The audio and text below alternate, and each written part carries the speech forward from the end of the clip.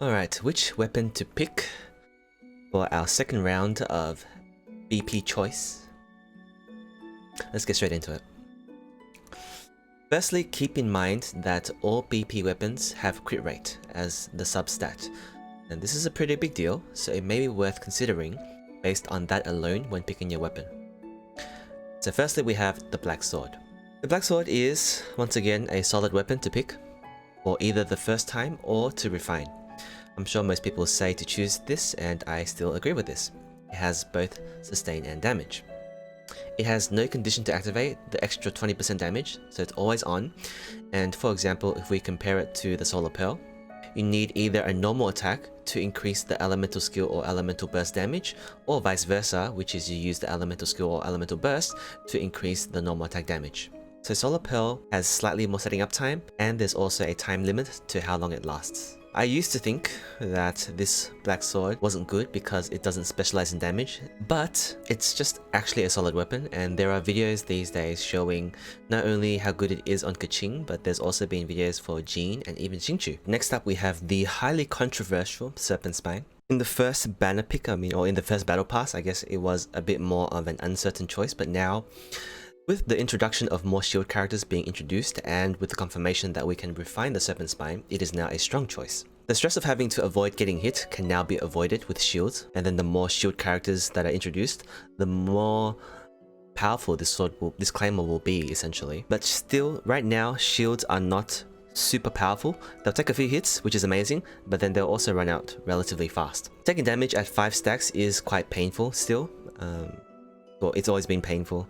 But as you refine more, the damage that you take actually decreases, so that's great. And of course you increase the damage that you deal per stack. The stacks come back relatively quick if you take a hit. And for example, if you're taking burn damage from the environment, so for example you burnt the grass, every tick of damage does not take 1 stack straight away. You have like a 1 to 2 second window where you do not lose stacks. That's pretty cool. But yeah, you can still lose stacks pretty quickly. No other weapon in this BP has a punishing mechanic, so that's kind of something to note. This is quite punishing because it does really hurt. Right, I just want to make that really clear, it does really hurt. When we compare it with the prototype Amunis, so when used on Razor for example, at the current stage of the game, I would say that they do similar damage, but this is Razor specific because his focus is physical damage, and then the prototype Amunis deals physical damage as well for the bonus thing. If you were to use Serpent Spine on, for example, Chongyun instead, who focuses on cryo damage, then the Serpent Spine might be better overall. Also, eventually, the Serpent Spine will probably outscale the Amunis as you progress further into the game. One last thing to point out is that the Serpent Spine does not work with Diluc if you have him at C2+, right? Because Diluc needs to take damage to increase his attack and attack speed. Alright, the Solar Pearl. This is another solid option once again, and it almost competes with the Black Sword, but not quite there, just because of the effect that I mentioned before, which is what you can see right now on the text. It's just slightly more setting up, and the thing is, the effect does not include charge attacks. So for example, on Ningguang, it's kinda good, but it's kinda not. As you can see here, her normal attack damage is kind of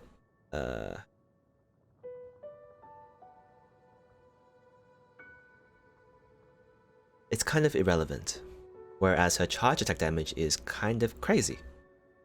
Right, and so Solar Pearl kinda works on her, it kinda doesn't, because if you were to spam her E or her Q, because her Q has pretty low energy cost and low cooldown, the Solar Pearl does increase the damage there. You could say that the Solar Pearl is better than the Lost Prayer to the Sacred Winds, or LPSW. So LPSW takes at least 12 seconds to get to 24% elemental damage boost, and so at 8 seconds it's only 16%, which means that it doesn't beat the elemental skill and elemental burst damage increase by the Solar Pearl. So that's 12 seconds before it beats the Solar Pearl in a sense, right? Whereas Solar Pearl gets the 20% boost almost instantly. And as you refine it, it will increase by 5% per refine. Next up is the Viridescent Hunt. So this one is a tough call.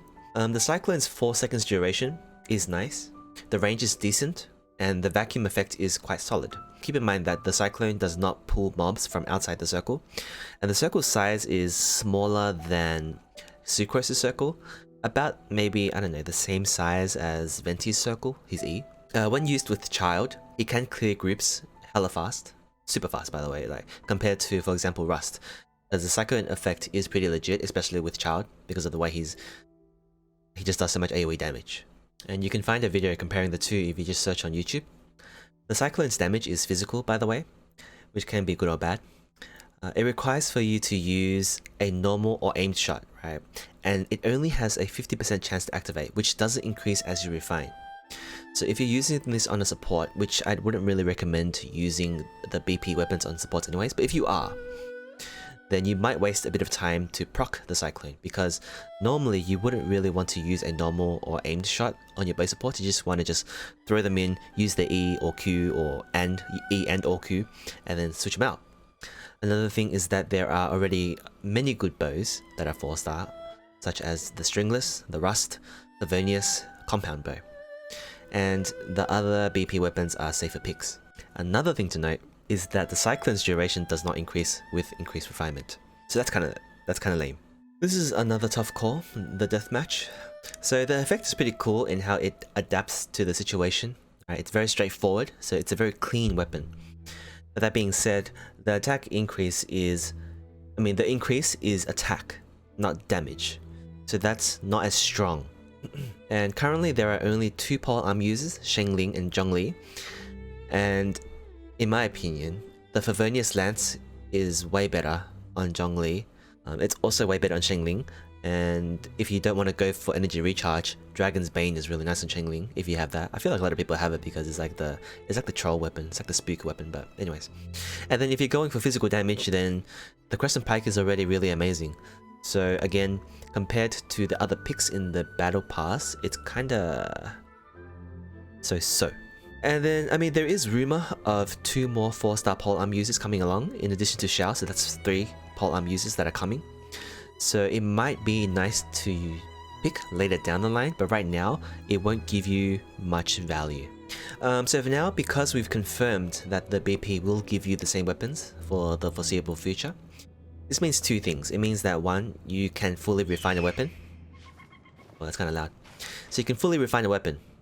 Or you can get 1 of each weapon if you want, because the crit stat is really good. So yeah, if you refine, then the one character that you focus on, if you're loyal to the character, loyal to the weapon, then that character is going to become crazy. And if you have one of each weapon, then you can have multiple mini crazy characters. Yeah, I think the way to go with the banner, by the way, is you either choose one weapon and then you stick to it hard, or what you can do is that you get 1 of each weapon, and then you see which one you like more, and then you eventually stick to that one. It's either or, because these battle passes are like, I think they're like 40 days, was it? Per battle pass. It's a very long time to wait for the next refine. Lastly, I feel that these weapons go best on a main DPS. So if you don't have a main DPS that takes advantage of the weapon, then you don't pick it. That being said, in order of the safest pick to the least safest pick, I would firstly recommend the Black Sword.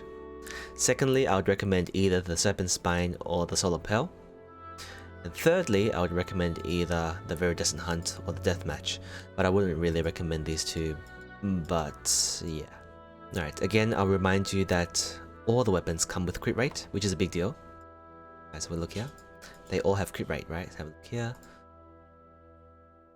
They all have crit rate. Oh, what? Yo, this has higher crit rate. Yo, the Deathmatch has higher crit rate. Okay, that's new. Okay. Well, then that's something to consider as well, I guess. But yeah.